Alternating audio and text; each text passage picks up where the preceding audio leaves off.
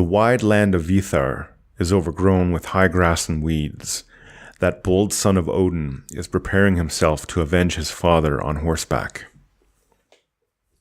So Vidar, we've certainly met him before in the Voluspa, especially at Ragnarok there, and I think we've already touched on that his name means wide ruler, and so now I guess he rules over a wide land.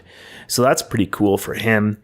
But it's interesting to me that what he rules over is the wilderness, and I mean that's kind of what, or the high grass and weeds. Like, I mean, what else is that? And the wilderness is really, I mean, not a very, very small number of places are truly human populated. At the very least, back in the day, that would have been the case. But if you're a wide ruler, you've actually got a whole lot of wilderness that you're ruling over as well.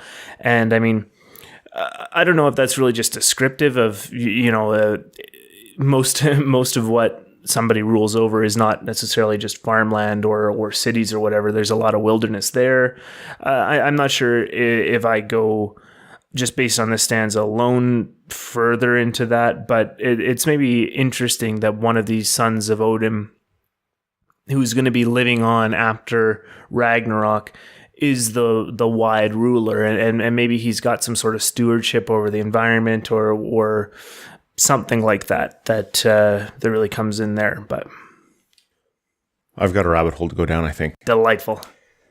So Odin, as a representation of civilization and society, is killed by Fenrir, who's chaos and the unknown and what's that word for like evil? Malevolence? Malevolence, thank you. Oh, man. So all of that destroys Odin, so huge blow to civilization. And then Vidar comes and kills Fenrir and sort of drives the chaos back. And we see him ruling over high grass and weeds, so it's an area that's overgrown. It's not developed. It is untouched by human civilization, by order.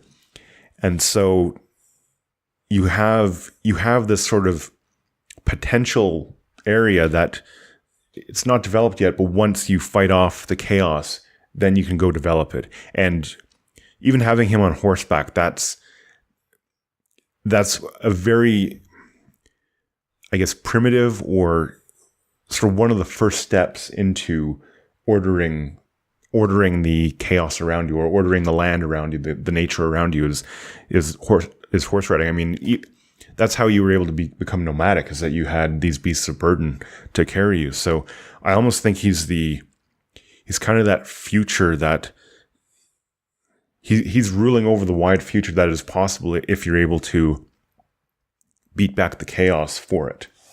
Yeah, that's really, really cool. I didn't even go there, but now that you mention it, definitely I get that that's something like, well, since post Ragnarok, almost the whole world must already be wilderness, right? But he rules over a wide, expansive land, right? And then, I mean, what are you going to do with that if you are someone who goes out into the unknown and wants to tame that and create culture out of that? I mean, that must just be like a fantastic playground. That's like you've got the world in front of you, and you can just order it the way you want. I mean, I think that really paints an optimistic picture post Ragnarok, and that's interesting. Maybe Vidar is like he's got his realm outside, like almost fully in the unknown, whereas Baldur, I think we do get some glimpses of him still kind of having a hall or something like that. Like maybe Baldur is really the continuation of culture, but Vidar is the one who's going to eventually go out and conquer the unknown, something like that.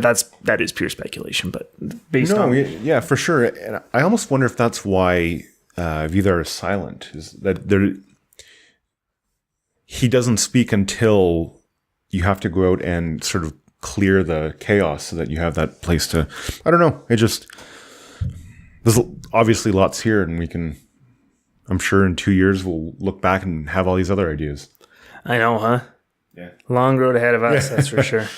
Vidar, though, that's cool. I like that idea a lot.